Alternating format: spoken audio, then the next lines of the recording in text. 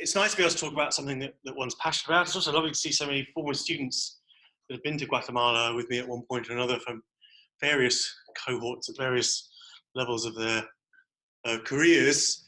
So hello to all of you. If I say anything stupid or I make a mistake, you know how to point it out. That's the disadvantage of talking to people that know stuff. This is an image of Fuego. This is almost immediately post-disaster. And the big questions I'm going to challenge you with are not necessarily around understanding the volcanic eruption. There was a little bit of that. But actually what I want to try and get you all to think about is the role of academics in this sort of disaster. And I'm going to talk a little bit about what happened, but then I'm going to pose you some questions that I want you to think about through the lens of COMET. So COMET is this group of academics, ECRs, students, that have a strong role within research around geophysical hazards, but also we're starting to think a little bit about disaster response. And there are some challenges to doing that. As often is the case in COMET, the people that are working on earthquakes are a little bit ahead of the volcanologists, I would argue. But there are some distinct challenges that volcanology and volcanic disasters pose that I want us to think about a little bit. So this is an image acquired from a drone above a golf course, the world's most poorly situated golf course, as it turns out, I suspect, one of the valleys down which pyroclastic flows flowed during the events of the 3rd of June. We're going to come back to this a little bit later because it is very much Guatemala writ large. So there's a very different outcome for people that were at the golf course relative to people that live nearby. And that's actually going to be at least some of the theme around the causes part of the talk, at least.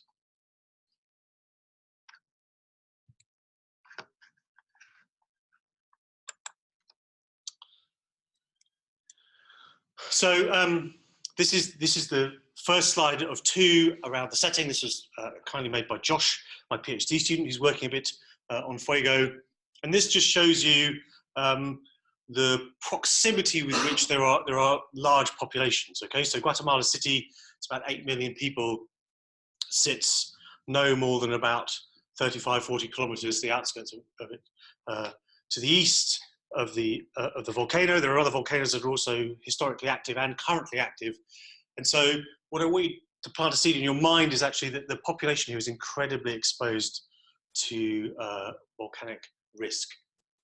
That's not their only problem, by the way, and we'll come back to societal causes in a bit. But I really want you to think hard about the fact that actually this is one of the most volcanically active places around. It's interesting tectonically. There are lots of experts in COMET that know a lot about tectonics, but I just thought I'd provide you a brief overview. It's a classic subduction zone setting with one wrinkle, and that's this series of left lateral strike slip faults that exist across central Guatemala. And so we're actually quite close to a triple junction. And what that means effectively is if we look at our map, we're in a very compressional regime up here, but actually down here to accommodate that these the moving past one another of these 2 plates, we actually have some extension. What that means from a teaching perspective, but also from a hazards perspective, is actually the volcanoes of Guatemala present a variety of hazards in a very, very short distance. They change in character quite quickly as we move up and down the arc. This is just an overview for the proper geophysicists in the room, of which I'm not one, of the faulting system. And you can see, if you get your eye in, that actually there are bits that look very compressional and bits that look very extensional. Fuego itself is incredibly active. It picked up in activity in 1999 after having a very large eruption in 1974. This is just a series of images that tell us something about how Fuego behaves. In the years between 2015 and 2018, it got into a very cyclical pattern, which I find particularly fascinating, where you had about a month of quiescence and then a few days of build-up towards a paroxysmal eruption. And the paroxysmal eruptions themselves were heralded by the presence of a lava flow. So lava started to spill out the top, presumably actually because the crater had filled to a point where it could no longer contain the material that was being produced. And then somewhere between 24 and 72 hours later, you got a coalescence of explosions into fire fountaining, which then triggered the ash-bearing phase of the eruption. And the denouement to that, those paroxysmal cycles was pyroclastic flows. A combination of those then emptied the crater and we started all over again. The image in the bottom right is of a standard paroxysm, if there is such a thing. There are about 40 odd in the years before the June 3rd disaster. And interestingly, I've been a bit sneaky because that is the June 3rd disaster, right? So that's an image that was taken around about 6:30 in the morning on June 3rd. And at that point, I think you could argue there's very little reason to believe that the volcanic activity was going to deviate particularly from the dozens of previous eruptions that had occurred in the last 3 years. That tragically turned out to not be the case, but there's a question about how different it really was. So I borrowed this from another student, Ailsa Naismith, who sat in the audience. This is an image of a compilation of a satellite imagery compiled using MODIS, and the y-axis is volcanic radiative power measured in watts, and what it's doing is it's telling us something about the activity. On the bottom graph, you can see particularly that it's telling us that during the period 2015-2018, as previously discussed, this volcano had a heartbeat. It was popping off, going to paroxysm about every 24 to 28 days, which again I find rather interesting. These things are so violent when they erupt, but the system is so elastic. There's a really interesting science challenge there. We can compare the satellite observations to a very simple metric of seismic energy, RSAM. And again, we can see that these things are pretty well correlated. There's some interesting deviations, but for the most part, unsurprisingly, when the volcano started to produce lava flows, pretty much immediately afterwards, on this sort of timescale, we saw a ramping up of seismic energy associated with the explosion. There's a couple like this one, where we have very strong seismic activity, but limited heat output. There are various reasons for that. It could have been cloudy. I suspect that's actually not necessarily the case in this particular example. Lots of other things, including cows, helicopters, tourists, set off seismometers sometimes. So we have to be a little bit cautious about how we interpret the data, but in general, we've got a very, very clear signaling process from Fuego as to when it's about to erupt. That observation needs some pretty strong caveats. Firstly, the monitoring system in Guatemala, which I'll talk about in a bit, isn't particularly strong. It's getting better, which is the good news at the end of the talk. But at this particular period in time, there were only a handful of seismometers, not all of which were broadband seismometers operating. And in Savume, the government institution that monitors volcanoes in Guatemala is very dependent on overseas help. Again, we're going to explore that a little bit later.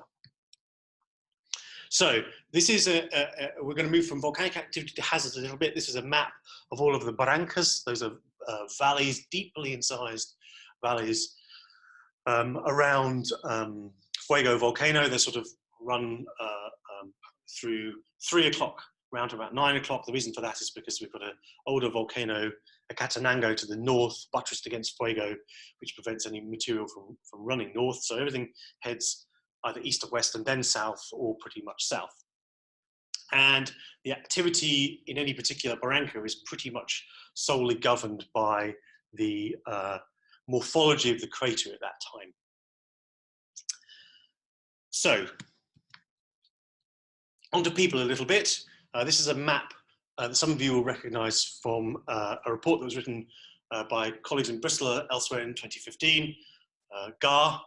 And what this tells us is that there are an awful lot of people living in very close proximity to the volcanoes of Guatemala. This is just a map that says within 100 kilometers of all of this volcanic activity lives something like 95% of the population, which is staggering when you think about it. That's because the Petén highlands, the Petén lowlands to the north are pretty sparsely populated, and all of the population centers are very close to volcanic centers.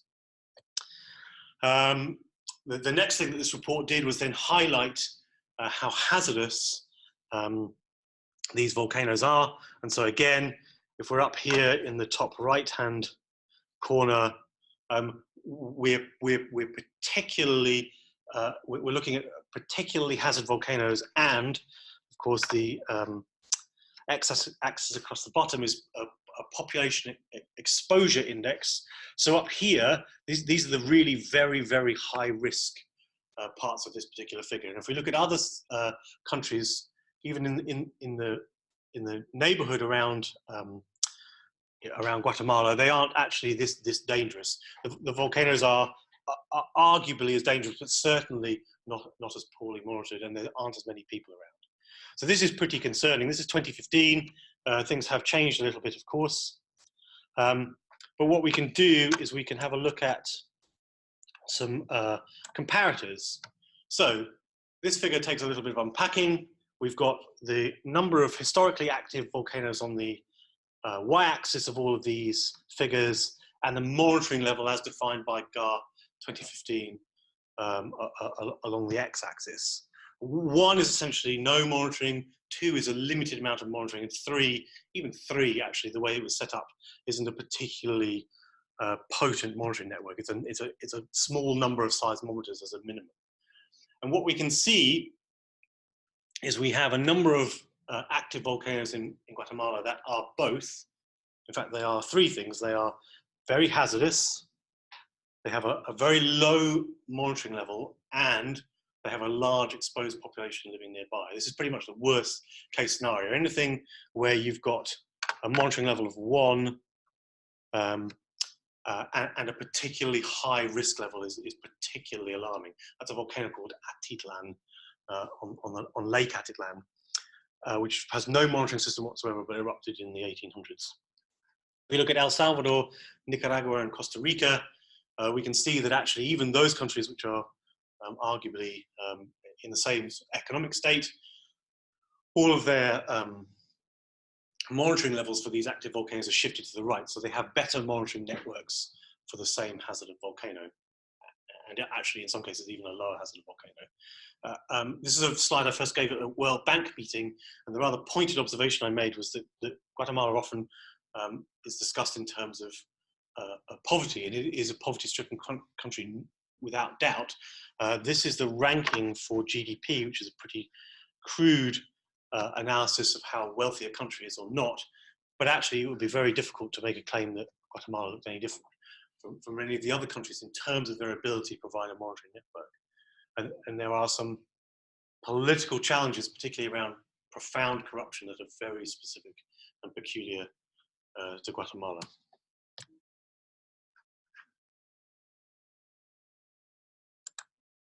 So just to end this sort of preamble around the eruption, activity was strongly cyclical. We had this repeated pattern that people were getting quite familiar with, which I think you can argue actually maybe even enhanced the risk a little bit. The average repose period was somewhere around a month. The longest repose period before the June 3rd eruption was just before it. That was 4 months from February. And we'd started to see some pretty significant eruptions towards the back end of 2016 and 2017. So this is a really fussy slide. In fact, there's 2 like this. I've included them because people can go away and look at these in more detail more slowly. This is some pretty heavy lifting that Elsa and a colleague in Michigan Tech called Rudy Escobar-Wolf undertook in the days and weeks after the disaster, because actually there wasn't a particularly good timeline for what had actually happened, and it was important that this stuff was recorded.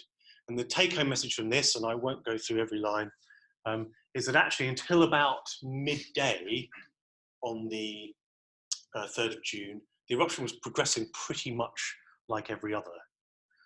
The open question is then, what happened to change things? I still think we're not quite sure. There are several observations that lead us to some conclusions. The first of which was there was a very significant explosion that put ash up well above the tropopause, 14, 15, 16, maybe even 17 kilometers according to some estimates, which is unusual given the fact that the previous 40 had all probably gone somewhere between I don't know, 5 and 8 kilometers above sea level off the top of my head. So it was definitely a very different beast. We also see a collapse scar, particularly at the top of the barranca where people were killed lower down, which is called Las Lajas. And actually, the total volume of the material in the Las Lajas barranca was estimated to be probably around about 20 to 22 million cubic meters pretty quickly after the eruption. We're trying, actually, colleagues in the room are trying to refine that estimate, and it's proving to be a very interesting technical challenge. But this was Fuego almost like every other day, except something slightly different happened, and we had PDCs running out to 12 kilometers at higher volumes instead of the standard 7 or 8. It is, again, to re-emphasize the point, really, really obvious in Guatemala that something is wrong, where people can look up pyroclastic flows that are happening on a monthly basis and just sort of shrug their shoulders. I'm not apportioning blame to anybody there, but it's certainly a fact that people were very, very comfortable, far too comfortable, I would argue, with these things. And I'm not really talking about the populations there, I'm talking about politicians. So I want to focus in a little bit about outcomes. I'll come back to this again later. But one of the key things that happened was that an evacuation of the golf course was undertaken at around about 1:30 in the afternoon. There was some really interesting context about why those decisions were made. But, and I don't want to give the punchline away, there was also quite a lot of serendipity involved. So they were a little bit lucky, but they had also practiced evacuations a number of times. This is an image of the pyroclastic flow itself on June 3rd. That's the flank, the eastern flank of Fuego, and what you've got in the front is a town called Lotenango, which actually is a pretty large town, tens of thousands of people. It's only on order 11, 12 kilometers away. And this image is meant to tell me, to remind you that there are an awful lot of lives at stake here. Right? There's tens of thousands of people living within a 15-kilometer radius of this volcano, and that doesn't seem likely to change anytime soon. It may. People are definitely talking about relocation, but it's a difficult, disparate, and very, very, very heterogeneous system of communities, in fact. So this is an image of the two areas that were impacted. In the foreground here, we've got the clubhouse from the Lara Union golf course. Rather interesting. I'm just going to put my arrow on where I had a quite expensive thermal infrared camera installed until February of 2018, around about there. There was no prescience involved in me removing it. It was proving difficult to manage remotely from being within the golf course, which was a little surprising, but actually we felt it was better served at the observatory. And then down the bottom here, you can see, and actually this was a cause of quite significant political consternation, there's a plume of material where my mouse is here, and that is the workers who were trying to clear the road using diggers to remove the ash.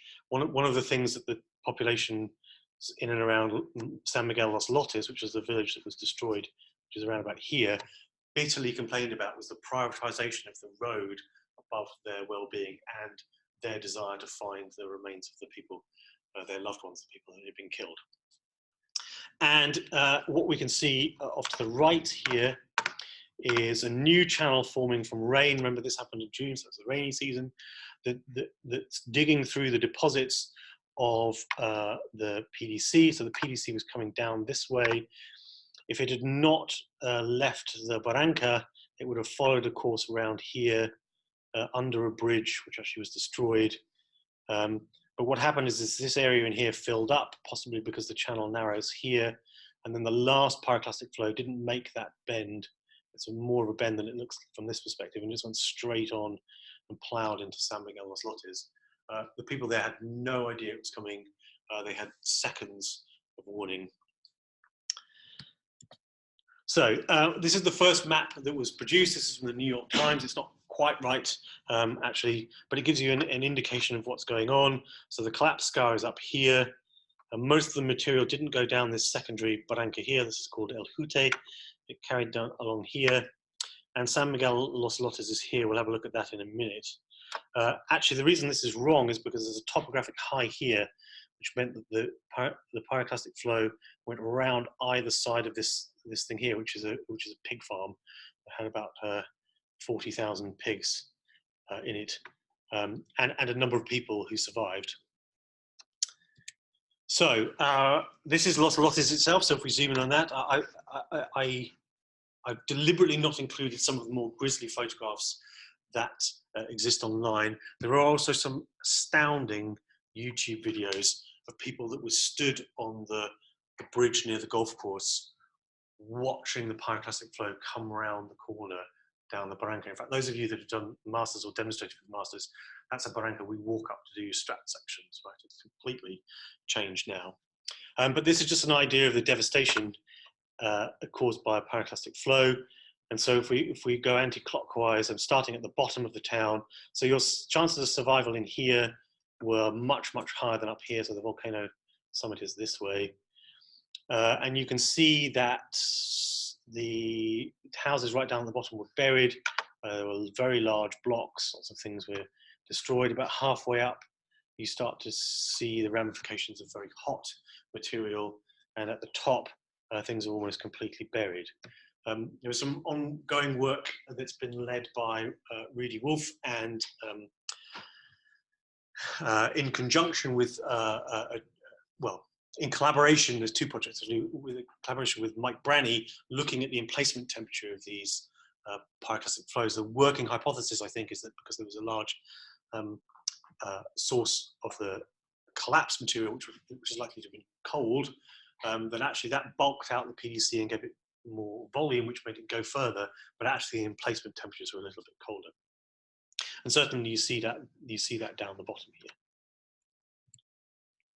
So that's the eruption itself in sort of some detail, but glossing over a lot of the interesting stuff. I want to talk to you about COMET's response to this. So COMET has a role in disaster response, but that role is very challenging, and there are some boundaries that I think are sometimes blurred. And I want to challenge you to think, as ECRs, most of you are, about where this should be. So I was very privileged, very quickly, to be asked to lead the disaster charter response. I confess I didn't know very much about it, but actually this thing exists in order for people to be able to respond using mostly satellite assets in order to be able to provide people on the ground information. And it's a two-way street. So you have an institute or a number of institutes in the host country who are requesting information through this portal, and you have people at the other end, managers, they're called value adders, actually, that go out and try and grab that information from the networks that they know. It then is uploaded through a portal, and that allows the civil protection folks, particularly in Guatemala it was, to go away and try and manage the disaster a little better. So any information we could get them that was useful, we tried to put online. And this is you can't get into the portal to see what I could see, but you can see the web page where all of the data that were acquired was stored, a lot of which were made by COMET. A lot of the COMET stuff was made here. So I'll run you through that a little bit. And one of the interesting things about the Disasters Charter webpage is actually, and we did have some discussions about this afterwards because I'm not sure it's hugely helpful, but there's a clock in the top right-hand corner that counts down the hours. In fact, there's two. There's one that counts down the hours from the disaster, and there's one, so counts away from the disaster, and there's one that counts down to a week after the disaster, and after that, the charter is typically shut. So it is a very, very rapid response. But there is a psychological cost to being involved in this because you're constantly under pressure to try and find data very, very quickly. It's fine. I was delighted. I'm honestly absolutely honoured to do it, but it's not something you can do trivially. So here are just some examples. Again, I won't go through them in particular detail. On the left-hand side, the first thing to be uploaded was a was a very fast run of some satellite observations from a couple of days later from Oxford. So they went back into the IARSI dataset and produced some estimates of ash and SO2 production, which were quite helpful. They certainly told us an awful lot about the scale of the eruption and why it was different from previous eruptions in 2018. We had some work from Bristol and I believe Leeds, looking at radar data, so very quickly acquired radar data. This is obviously Julian and Fabian's work, not mine, but looking particularly at images very, very quickly to trying to limit where the flows were likely to have gone. So we're looking at intensity, not anything else particularly at this point. So we also built a map to allow researchers to go into San Miguel Los Lotes to try and find people. So this is a bit of work that Helen Thomas and I did. So this is an open street view map superimposed upon an image that was acquired very quickly after the eruption. One of the things the Disasters Charter is designed to do is give you access to data that you wouldn't typically have otherwise. So data that are commercial, high resolution, high value, very, very quickly. So there are a number of federal agencies, but also a number of companies that have signed up to give you these data incredibly fast. And they're online within minutes of being acquired typically, and people are told about them. So products like this can be built.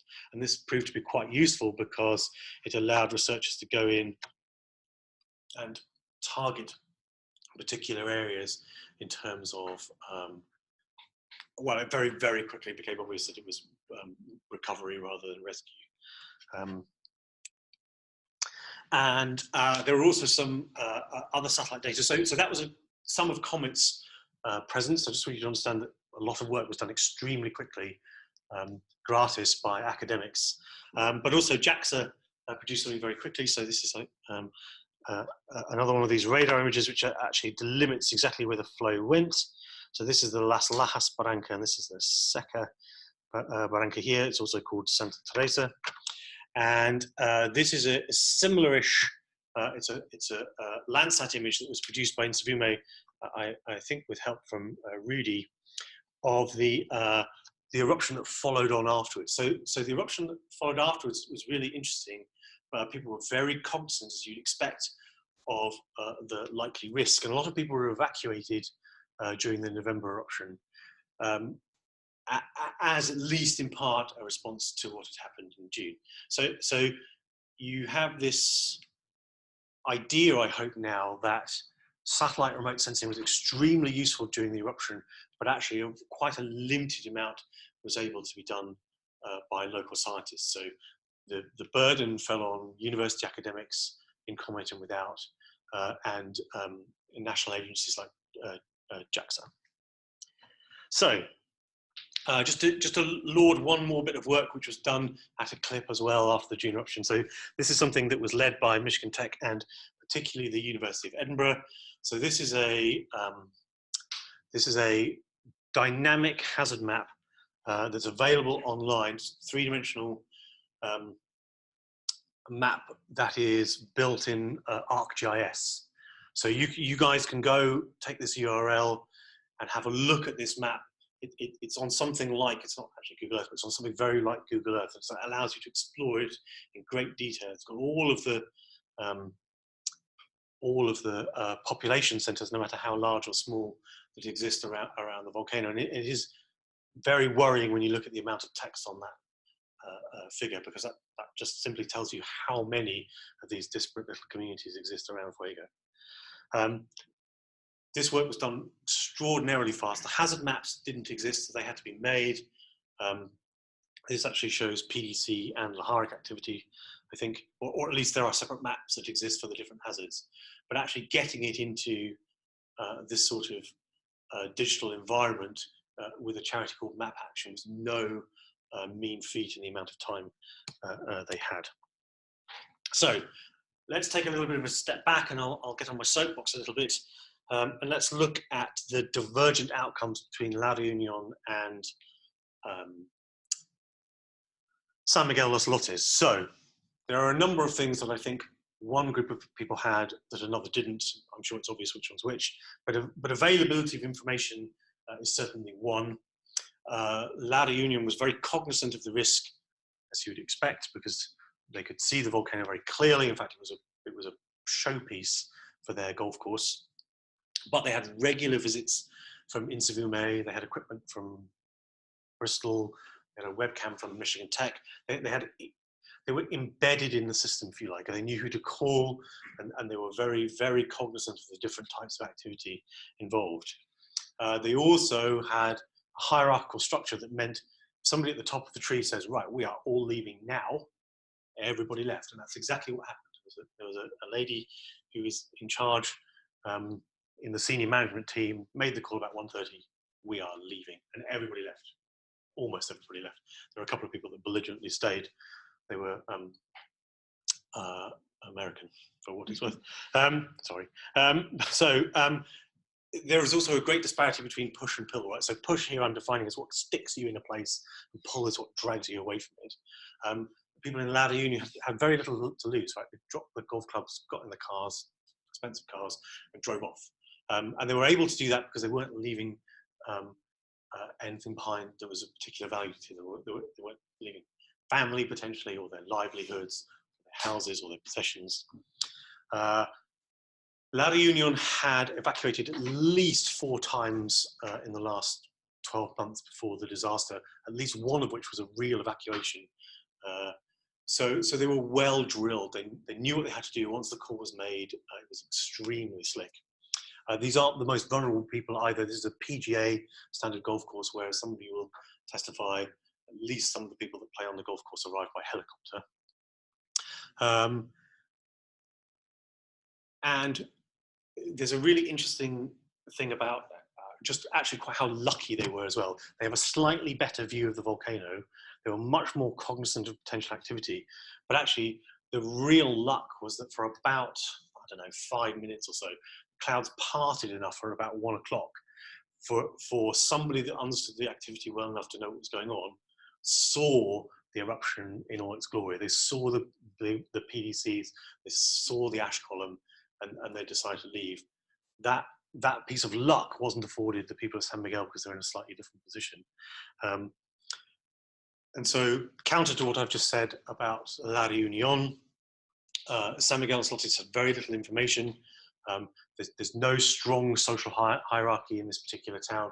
It's a group of different sets of families. It's certainly not a business where you can, a leader says something and everybody follows. They had everything to lose by leaving. They'd been much less the focus of the attentions of the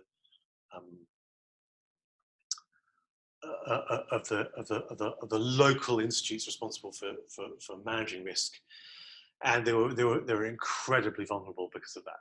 So it's unsurprising, I guess, then that about 1,000 people were killed in Los Lotes, and nobody from the golf course was killed. There are a number of people that lived in Los Lotes and worked in the golf course who went home and either evacuated their families or were killed. So there's a real burning injustice here, I think, which will be talked about and analysed for a very, very long time.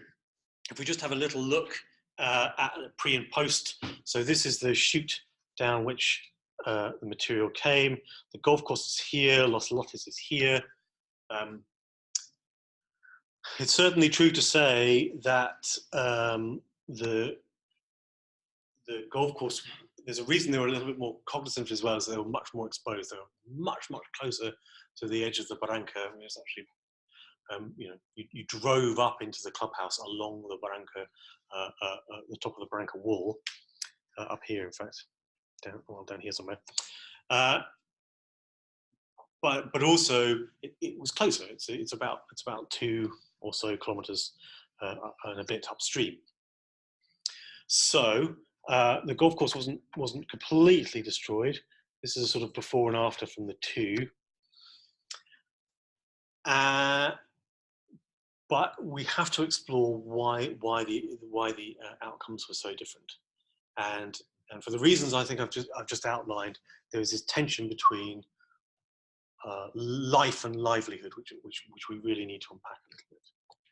So, a brighter future potentially. Well, I would say so. The response was heartening. I think if you talk to the local scientists, people came running.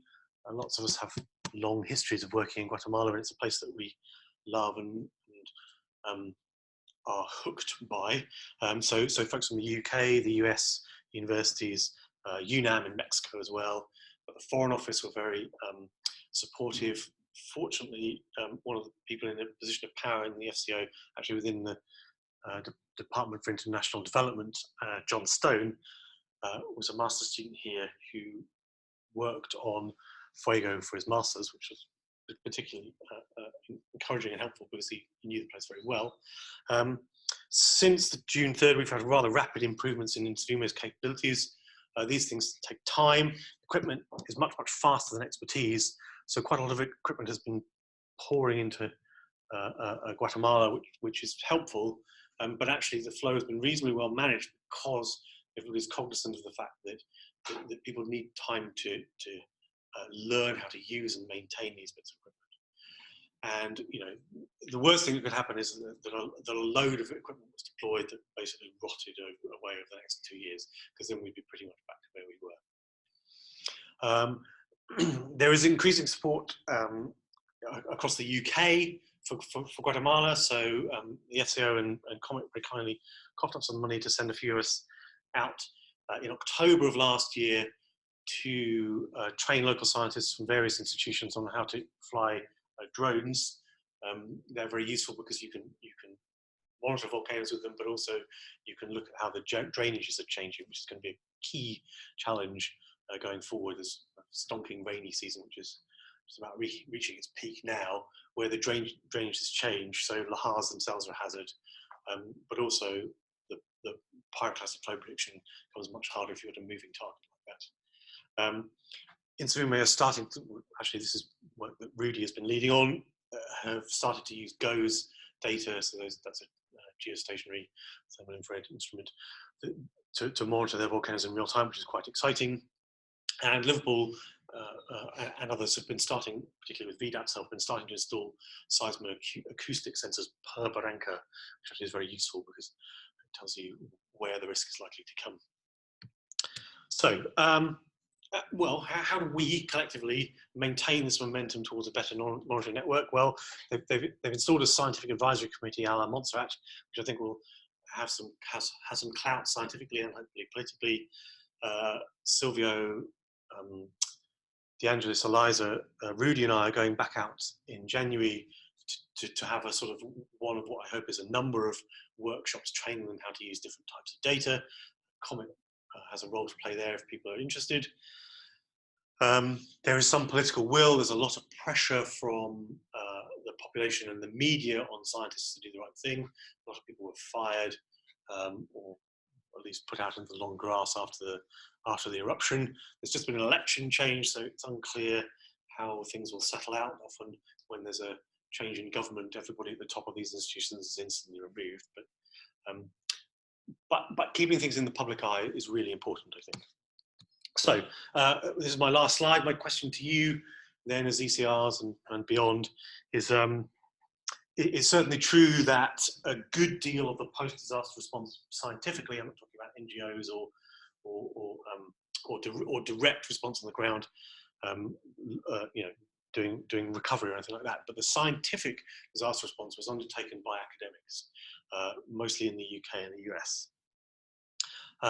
So my open questions are: what role do we have as academics in DRR? Is this something that we should be separated from in our ivory towers? Should we be doing research into this, or actually do we have to get our hands dirty and do stuff on the ground? Is our role in applying political pressure? Certainly, the political pressure that was applied by academics has made things change. But it's also true that if this disaster had happened during term time, none of the academics involved would have had anywhere near the bandwidth required to respond in the way they did. Remember, this is in the summer holidays. and that these sorts of efforts do require some significant sacrifice in terms of spending time with your family, in terms of not doing your day job. I apologise to everybody for whom I didn't do the stuff I was supposed to do in June last year because of this, but it's very important to me. And the last question is how do we resolve that tension? How do we go forward? What role does COMET and the academics in COMET and beyond have to play in this? Can we be the things that we want to be in terms of disaster response, or do we have to find an efficient way of making sure that the people that are supposed to be doing this stuff are doing their job properly? I don't know the answer to that. Somebody does know, would you let me know? Thank you very much.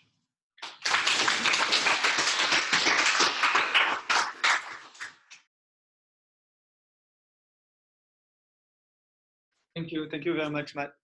So now we're going to take a couple of questions, and online, don't be shy. You can also ask your question by typing in the chat. So any question here in the room? So you talked about the influx of equipment and desire to improve monitoring around Fuego, but at the beginning you showed a map of all of the other active volcanoes in Guatemala and population centers. Is that response post the June eruption spread across the country and the other volcanoes, or is it concentrated on Fuego because that's where everything is most important? So mostly the latter. There are some efforts continuing elsewhere, but actually most, I wouldn't ballpark a number, but it's certainly true that most, if not almost all, of the effort has been focused on Fuego. So if you just do something simple like count the number of seismoacoustic stations, they're almost all now. All the ones post June are focused on Fuego, bar maybe one or two. Yeah, you're absolutely right to flag that, because there is a big risk that the next disaster won't be at Fuego. Santa Rita had a huge uptick in activity in 2015, 2016. Actually, I suspect we were lucky that it was there. Kaya ground the Guatemala City airport to a halt in 2010. So yeah, it's a multi-headed hydra.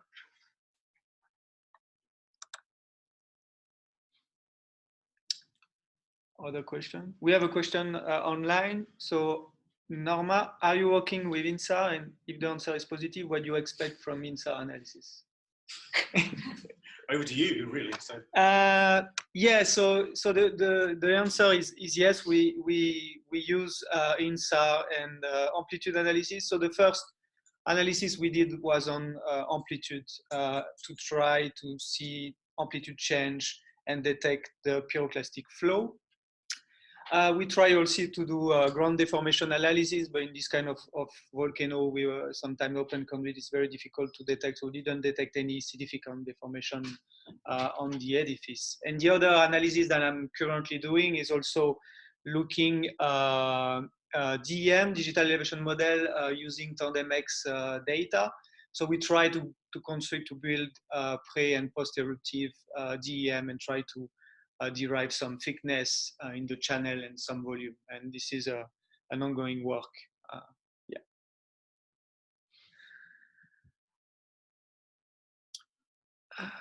Okay, so to answer the second question, great. That would be really interesting if you've done, if you build a DM from a stereo pair, that would be really interesting to see. And column as well, yep. I think that would be really, really positive as well. I think COMET and BGS are moving close together anyway. And the thing, I guess, Colm might agree with this as well. I would say is that it was a pretty steep learning curve, having not known much about the disaster charter beforehand. And I think I got a lot of support very quickly, which was super helpful. But I would say to anybody in COMET or beyond, if you are suddenly put in the spotlight or on the spot and asked to lead one of these things, there are obviously people at the BGS and me and others within COMET, I think, who've had to go, who have been asked to help, and we know where some of the wrinkles are, where some of the challenges are. Just to put a marker down, and I've said this a lot, so it's going to annoy people, I'm going to say it anyway. The biggest challenge in the immediate disaster response was trying to get hold of a DEM, because DEMs are expensive, they're difficult to make, they're time consuming, they have commercial value, and actually it's the thing that you probably need more than anything else if you're trying to run hazard models quickly. So Juliet's had to go, but I know this is something that's close to her heart as well. She's working with CEOS, and there are some serious structural challenges around trying to get topographic data quickly. The DLR are bound by a series of rules that pertain to national security, which are not negotiable under any circumstances. So those are the sorts of hurdles. You know, it's not sort of digging your mate from Germany in the ribs and saying, "Oh, go on, slide me a DM on the table." It's really, really difficult, and actually, that's something that in these sorts of disasters seems incredibly useful. Other question? Yeah. So in answer to Bastian, I think what's happening now is that the communities are being engaged with. The people that made the map from Edinburgh, Eliza Calder's group, and Bristol and Michigan Tech and others, there's sort of a coalition of the willing. We've got a NERC urgency grant to go and talk to the communities around Fuego. And it was a very interesting, actually, the name of the workshop was We Listen, Not We Talk. So we heard from the communities that actually they have a very strong but very different response across the community spectrum. Some of them are quite close, but not necessarily at particularly high risk. Some of them are a little further away from the summit, but are very, very high risk. And the community heterogeneity stems from the fact that a lot of the communities were placed in this part of the world during after the Civil War. So a lot of them have been given land that they're not particularly enthusiastic about, and they have no root in, by way of recompense or trying to make them safe. So if you asked 10 different communities how they felt about the volcano, how they felt about relocation, there are so many small scale variations. I don't mean small as in insignificant, but I mean the nuances of how those different communities respond is really significant. So that process is just starting. There are lots of places that would be more optimal, but there are serious political and social challenges in moving groups around. And Guatemala has a history of marching into these places and saying, "You are done. You are out of here now. You need to go to these albergues, these shelters," without any negotiation or community engagement whatsoever. There are a number of case studies where that has happened, where relocation has been absolutely enforced, which is pretty subtle and doesn't, in the cases I'm thinking of, hasn't necessarily worked particularly well. So thanks, Matt, again.